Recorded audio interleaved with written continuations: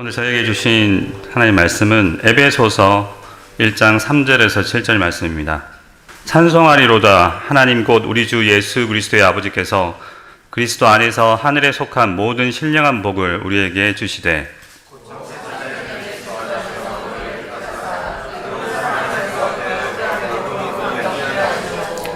그 기쁘신 뜻대로 우리를 예정하사 예수 그리스도로 말미암아 자기의 아들들이 되게 하셨으니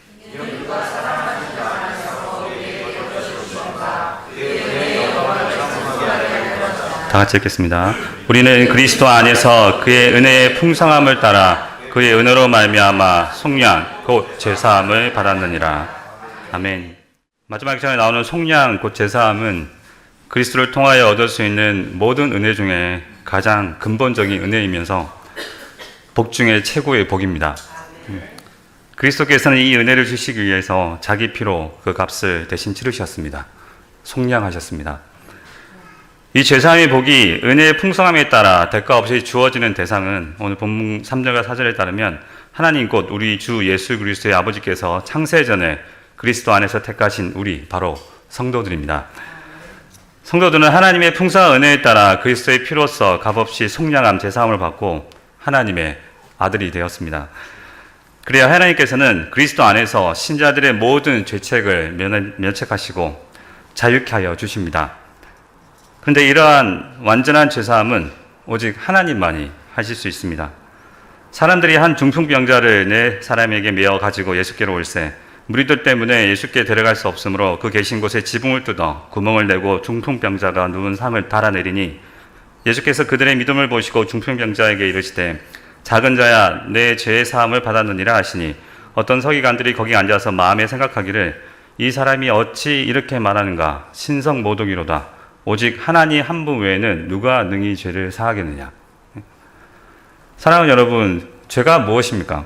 죄의 사전적인 의미도 있겠지만 오늘 본문의 속량이라는 단어에 비추어 정의를 내려보면 죄라는 것은 우리 힘으로 절대로 갚을 수 없는 빚, 하나님께 진 빚입니다. 그렇기에 그 빚은 오직 하나님만이 탕감해 주실 수 있습니다. 이러한 사실을 잘 알고 있는 다윗은 밧세바 사건 이후에 하나님께 회개하며 간구합니다. 하나님이여 주의 인자를 따라 내게 은혜를 베푸시며 주의 많은 긍휼을 따라 내 죄악을 지워주소서 나의 죄악을 맑게 씻으시며 나의 죄를 깨끗이 제하소서 무릇 나는 내 죄가를 아오니 내 죄가 항상 내 앞에 있나이다. 내가 주께만 범죄하여 주의 목전에 악을 행하였사오니 주께서 말씀하실 때에 의로우시다 하고 주께서 심판하실 때에 순전하다 하리이다. 그런데 하나님께서는 죄인을 용서하기 위해 죄인인 우리에게 그 어떠한 것도 요구하지 않으십니다.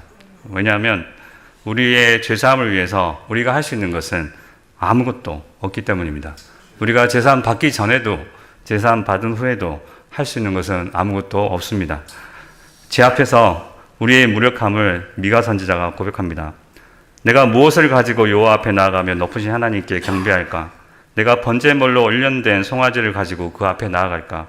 여호와께서 천천의 순양과 만만의 강물 같은 기름을 기뻐하실까?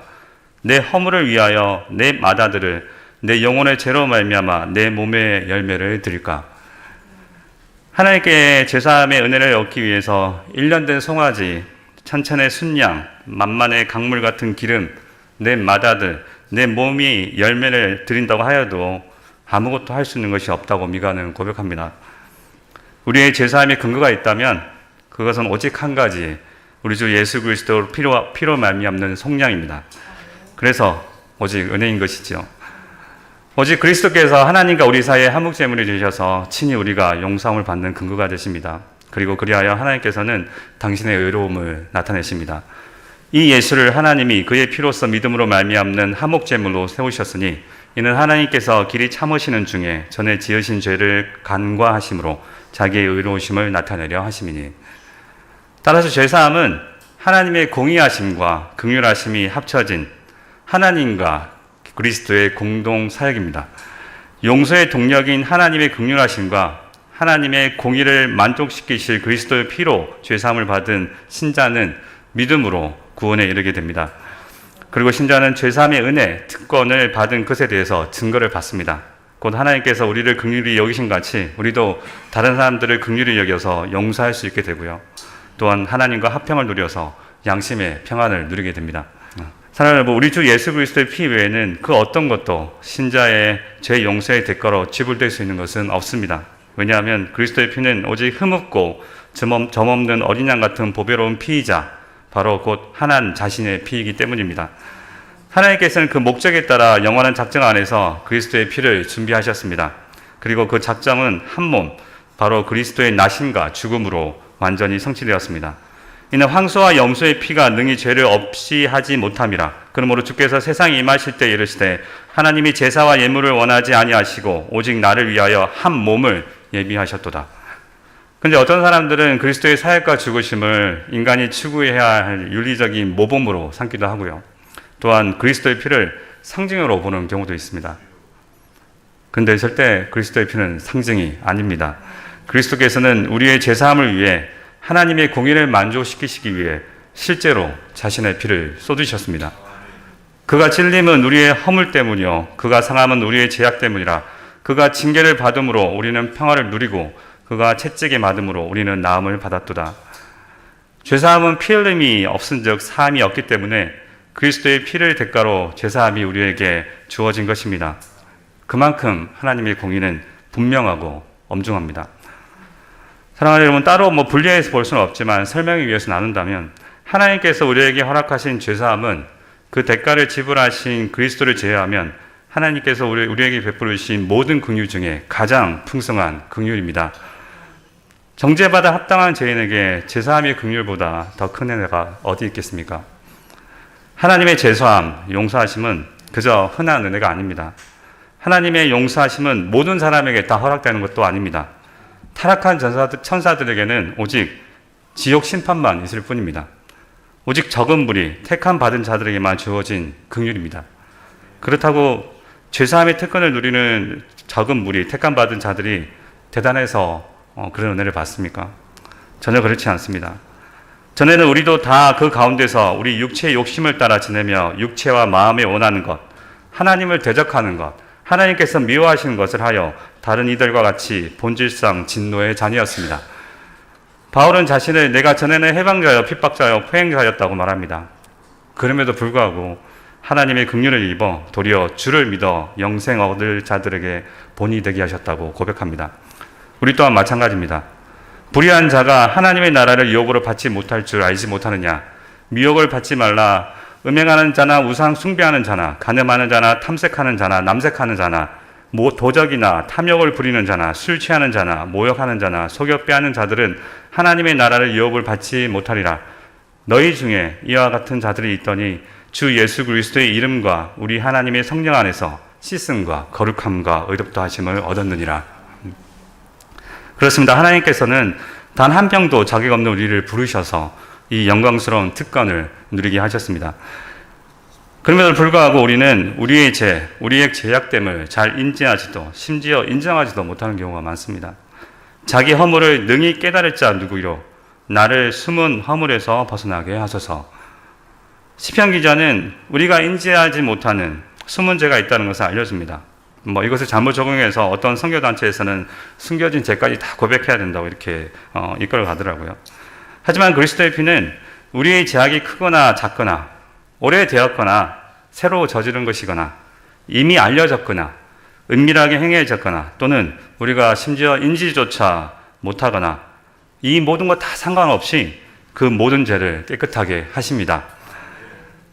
여기서 오해하시면 안 되는데요. 우리가 기억 못하는 죄가 있다는 것이 어차피 다 용서받았으니까 고백할 필요가 없다 이렇게 오해하시지 마시기 바랍니다. 그런 분이 안 계실 줄 압니다. 하나님께서 그리스도의 보혈로 그냥 다 용서해 주신다는 것이죠. 그렇기 때문에 이 측량할 수 없는 하나님의 사랑과 우리 주 예수 그리스도의 은혜의 감사함과 찬송을 올려드리는 것이 마땅할 것입니다. 이스라엘아 여호와를 바랄지어다. 여호와께서는 인자하심과 풍성한 구속이 있음이라. 저가 이스라엘을 하나님의 자녀들을 그 모든 죄악에서 구속하시리로다. 또한 하나님의 제사함의 은혜는 영원합니다. 결코 번복되지 않습니다. 용서받은 영혼은 다시 심판에 이르지 않습니다. 긍휼이 풍성하신 하나님께서는 회개하는 당신의 자녀의 죄를 등 뒤로 던져버리시고 다시는 보지 않으십니다. 이는 죄에 대한 책임을 용서받는 백성에게 지우지 않겠다는 하나님의 풍성하신 긍휼인 것입니다. 사랑하는 여러분, 죄짐이 누르는 큰 고통을 느껴보신 적 있으십니까? 그 고통을 느껴보지 못한 분은 하나님의 그 풍성한 긍휼이 얼마나 큰지 알지 못합니다. 죄에 대한 괴로움과 두려움 속에 있어 본 사람만이 하나님의 용서하심이 얼마나 풍성한 긍휼인지를 알 수 있습니다. 주의 은혜로 되살아난 양심이 정죄하는 고통을 당했던 사람은 제 용서의 가치가 얼마나 큰 것인지 알 수 있습니다. 그리고 그 고통의 크기가 크면 클수록 하나님의 긍휼하심을 더욱 풍성하게 느낄 수 있습니다. 허물의 사함을 받고 그 죄의 가리움을 받은 자는 복이 있도다. 마음에 간사가 없고 여호와께 정죄를 당하지 않는 자는 복이 있도다. 다윗의 이 고백이 여러분들에게 정말 간절하게 다가오길 바랍니다. 하나님의 용서가 우리에게 주어지기까지 얼마나 엄청난 대가가 치러지는지를 이 시간 다시 한번 생각해 보시기 바랍니다. 우리를 제3의 특권, 용서하심의 특권으로 인도하시기 위해서 하나님께서는 죄를 알지도 못하시는 독생하신 하나님의 아들 우리 주 예수 그리스도를 죄로 삼으시고 우리 대신 하나님의 진노를 감당하게 하셔서 우리는 도저히 갚을 수 없는 그 큰 빚을, 우리의 빚을 완전히 갚게 하셨습니다.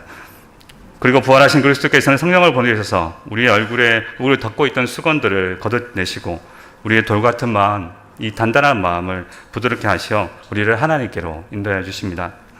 그러므로 그리스도 없으면 죄사함은 없습니다. 어떤 사람들은 그리스도 없이 하나님께 바로 나아가 긍휼을 구하며 용서를 구하는데요. 그들에게는 하나님의 용서가 절대 있을 수 없습니다. 또는 자기 의를 용서의 대가로 착각하는 사람들도 있습니다. 비록 죄를 지었지만 뉘우치고 자기 자신을 잘 통제해서 행동을 개선한다면 하나님께서 용서해 주신다고 생각하는 거죠. 이러한 사람들은 자기 죄악의 심각성도 하나님의 공의로우심과 긍휼하심을 전혀 이해하지 못하고 그리스도의 피를 멸시하고 있는 것입니다. 그리스도를 배제한 것은 그것이 뉘우침이던 겉으로 보기에 선한 행위로 드러날지라도 절대로 하나님의 공의를 만족시킬 수 없습니다. 사랑하는 여러분, 그렇다면 우리는 어떻습니까? 지금까지 제가 했던 말들은 토요 예배를 나올 정도의 열심히 있는 분들이라면 정말 많이 들었을 것입니다. 어떤 분들은 수십 번, 수백 번 들었을 수도 있겠네요. 그래서 오늘 또 제가 조 전도사가 또 비슷한 말을 하고 있다고 생각하고 계실지도 모르겠습니다. 그러면 제가 질문 하나 드리겠습니다. 여러분은 죄사함으로 인한 완전한 양심의 평안을 누리고 계십니까? 죄사함을 받은 신자라고 할지라도 여전히 많은 두려움과 괴로움, 무감각함을 가질 수 있다는 것을 우리는 알고 있습니다. 하지만 또 우리는 믿고 있지 않습니까? 그리스도의 보혈은 용서받은 영혼을 완전한 양심의 안식, 즉 하나님과 화평을 누리고 우리를 성령 안에서 의와 희락과 평안으로 인도한다는 데 전혀 부족함이 없다는 사실을 우리는 믿습니다. 그런데 왜 여전히 두려움과 불안감과 무감각함, 심지어 무정함까지 가지고 있을까요? 왜 그러한 것을 당연하게 여기고 있습니까? 혹시 여러분 스스로 죄를 사하시고 하나님과의 영원한 교제 안으로 이끄는 그 보혈의 무한한 가치를 제한하고 있거나 또는 무시하고 있는 것은 아닙니까? 사랑하는 여러분, 속량, 곧 제사함은 그리스도를 통하여 얻을 수 있는 모든 은혜 중에 가장 근본적인 은혜이며 복 중에 최고의 복입니다. 하나님께서 출애굽한 이스라엘 백성들에게 함께 시내산에서 언약을 맺으실 때나 그리고 이후에 언약 맺은 이스라엘 백성이 반역하여서 다른 이방신을 섬기며 여호와 하나님을 경노하게 하였을 때 하시는 말씀이 있습니다. 나는 너를 애굽 땅 종되었던 집에서 인도하여 낸 내 하나님 여호와니라. 대답하기를 그들이 그들의 조상들을 애굽 땅에서 인도하여 내신 그들의 하나님 여호와를 버리고 다른 신들을 따라가서 그를 경배하며 섬김으로 여호와께서 이 모든 재앙을 그들에게 내리심이라 하리라 하셨더라. 성경은 하나님께서 애굽 땅에서 종노릇하던 이스라엘 백성들을 인도하여 냈었다는 사실을 반복해서 알려줍니다. 출애굽 사건은 우리가 알다시피 하나님께서 출애굽 직전 이스라엘 백성들에게 유월절 어린 양을 죽여서 그 피를 바르게 하심으로 죽음으로부터 그들을 보호하시고 종노릇하던 애굽에서 이끌어내시고 이어서 홍해를 지난 사건으로서 우리의 유월절 어린 양 대신 예수 그리스도께서 우리 대신 하나님의 저주를 감당케 하셔서 우리의 죄를 속량하시고 우리를 죽음의 심판에서 보호하시고 죄의 종로로 타던 세상에서 우리를 구원해내시고 세례로서 구원하심을 인친 사건을 예표합니다. 이스라엘 백성들을 향해 출애굽 사건을 기억하라고 하심은 경고의 메시지이기도 하지만 무엇보다도 그들의 처음 상태가 어떠했고 그들이 어떤 구원을 받았고 그들이 지금 어떤 존재인지를 되새겨서 다시 우상을 섬기는 이방나라 종로로 타던 자리로 돌아가지 말라고, 죄 짓는 자리로 돌아가지 말라고 하시는 하나님의 간곡한 부르심입니다. 신약은 어떻습니까? 사도들이 썼던 서신들을 보십시오. 거의 모든 서신서가 제일 앞부분에 죄에 대해서, 우리의 처음 상태에 대해서, 그리고 그러한 상태에서 하나님의 긍휼하심과 그리스도의 속량으로 제사함을 받았다는 사실들을 상기시켜 줍니다. 오늘 에베소서 1장 말씀도 마찬가지지요. 죄사함, 용서하심, 구원하심, 의롭게 하심을 제일 앞에 말씀하시면서 바로 그것이 출발이고 가장 중요하다는 것을 알려주시고 계속해서 중간중간에도 상기시켜 줍니다. 우리 교회의 주제 성경 구절이라고 하면 히브리서 9장 14절이죠. 그죠? 하물며 영원하신 성령으로 말미암아 흠없는 자기를 하나님께 드린 그리스도의 피가 어찌 너희 양심을 죽은 행실에서 깨끗하게 하고 살아계신 하나님을 섬기게 하지 못하겠느냐.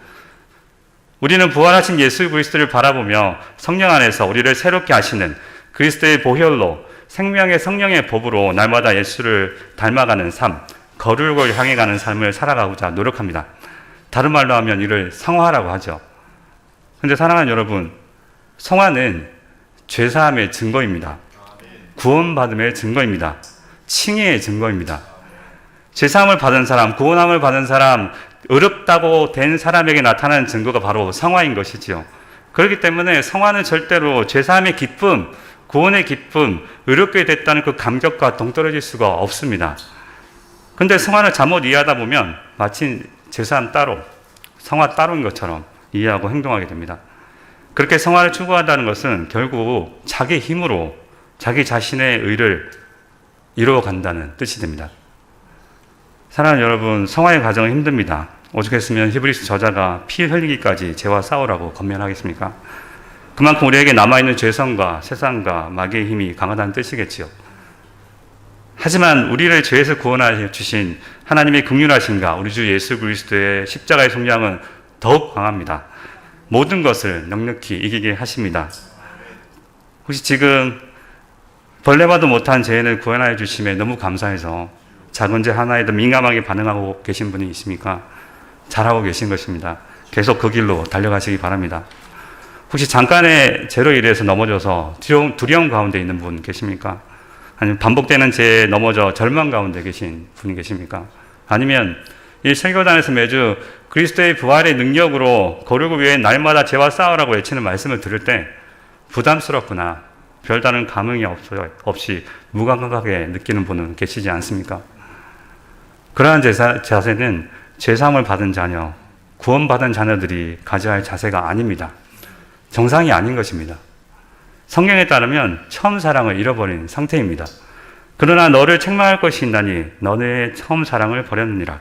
그러므로 어디서 떨어졌는지를 생각하고 회개하여 처음 행위를 가지라. 혹시 앞서 말씀드린 그런 상태에 처해 계신다면, 처음 사랑을 버린 상태에 계신다면 자신이 정상이 아닌 것을 깨닫고 다시 십자가 앞에 나아가 그리스도의 보혈을 의지하여 하나님께 회개하며 다시 죄사함의 감격, 구원의 감격을 회복시켜 달라고, 성령을 부어 달라고 기도하시기 바랍니다. 하나님의 내 속에 정한 마음을 창조하시고 내 안에 정직한 영을 새롭게 하소서. 나를 주 앞에서 쫓아내지 마시고 주의 성령을 내게서 거두지 마소서. 주의 구원의 즐거움을 내게 회복시켜 주시고 자원하는 심령을 주사 나를 붙들어 주소서. 하나님께서는 구하시는 제사는 상한 심령이라 하나님이여 상하고 통회하는 마음을 주께서 멸시하지 아니하시리이다. 그리하여 부활하신 그리스도께서 부어주시는 성령의 도우심으로 다시 처음 제사함, 용서하심의 은혜를 받았던 그 체험했을 때의 감격을 회복하시고 감사함으로 거룩을 향해 달려가는 복된 그리스도의 보혈교회 성도님들 되시기를 우리 주 예수 그리스도의 이름으로 축원드립니다. 아멘. 기도하겠습니다. 하나님 아버지 감사합니다. 긍휼히 우리가 무엇이간데 그 크신 긍휼하심과 우리 주 예수 그리스도의 십자가로 우리를 속량하여 주십니까? 우리 주님의 속량이 없으면 우리는 그저 쇳덩어리로 아버지의 크신 사랑을 받을 자격이 이전에도 지금도 앞으로도 전혀 없습니다. 그럼에도 불구하고 우리가 그 크신 사랑을 잊어먹고 스스로 선줄 알고 주의 성령하심을 잊고 살아가는 우리 죄를 용서하여 주시옵소서. 주 하나님, 우리의 불신과 악함을 회개하오니 우리를 용서해 주옵시고 주의 영을 부어주사 구원의 기쁨, 제사함의 기쁨을 회복시켜 주셔서 그리스도의 보혈의 능력에 의지하여 감사함으로 감격함으로 죄를 넉넉히 이겨 그리스도의 향기가 될 수 있도록 인도하여 주시옵소서. 우리에게 믿음을 더하여 주옵소서. 우리의 구원이 되신 우리 주 예수 그리스도의 이름으로 기도드립니다. 아멘.